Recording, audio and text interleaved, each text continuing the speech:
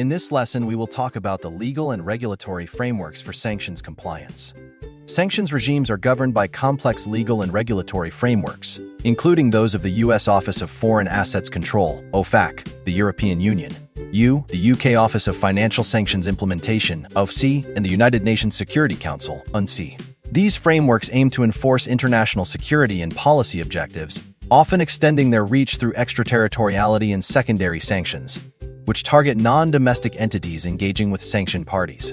A critical compliance mechanism is the 50% rule, which blocks entities owned 50% or more directly or indirectly by sanctioned individuals or entities, even if the entity itself is not explicitly listed. Each regime maintains its own blocked persons lists, such as the US SDN list, the UK sanctions list, and the EU consolidated list, which organizations must screen against to avoid penalties.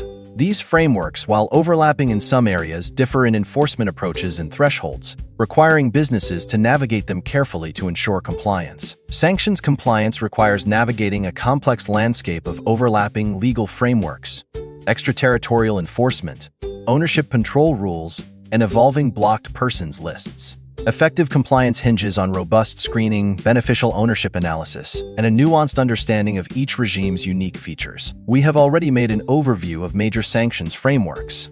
Let's talk now about extraterritoriality and secondary sanctions. U.S. OFAC, the U.S. Office of Foreign Assets Control, OFAC enforces sanctions with broad extraterritorial reach, allowing it to penalize non-U.S. persons for causing U.S. persons to violate sanctions or for engaging in significant dealings with sanctioned parties, even without a direct U.S. nexus.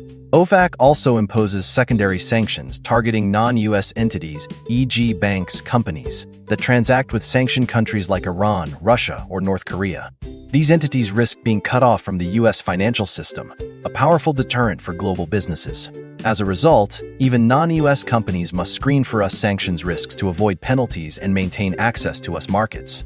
European Union, the EU employs a blocking statute to shield its entities from complying with certain extraterritorial U.S. sanctions, such as those targeting Iran or Cuba. This statute prohibits EU companies from adhering to listed foreign laws and allows them to recover damages caused by compliance with such laws. However, in practice, many EU companies still withdraw from sanctioned markets to avoid U.S. penalties, highlighting the limited practical effect of the blocking statute when faced with the risk of losing access to the U.S. financial system. United Kingdom, the UK applies its sanctions globally to UK persons and entities, regardless of location.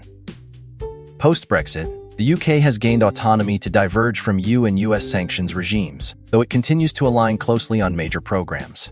Since 2022, the UK has introduced strict liability for sanctions breaches, meaning penalties can be imposed regardless of intent, significantly increasing compliance risks for businesses. United Nations, the UN sanctions framework does not have extraterritorial reach or secondary sanctions. Instead, it relies on member states to implement and enforce its measures. This decentralized approach means the UN does not directly penalize entities or individuals, but depends on national governments to ensure compliance. Time to talk about the 50% rule, ownership and control. Firstly, US OFAC. Under OFAC's 50% rule, any entity owned 50% or more, directly or indirectly, by one or more specially designated nationals SDNs, is automatically blocked, even if the entity itself is not listed on the SDN list. Ownership stakes of multiple SDNs are aggregated to determine if the threshold is met. However, OFAC does not apply a control test, meaning control alone does not trigger blocking unless the ownership threshold is reached. European Union, the EU applies asset freezes to entities owned or controlled, directly or indirectly, by listed persons. Ownership stakes of multiple listed persons are aggregated to meet the 50% threshold. Unlike OFAC, the EU also applies a control test, which includes de facto control, such as the ability to appoint management or exert dominant influence over an entity.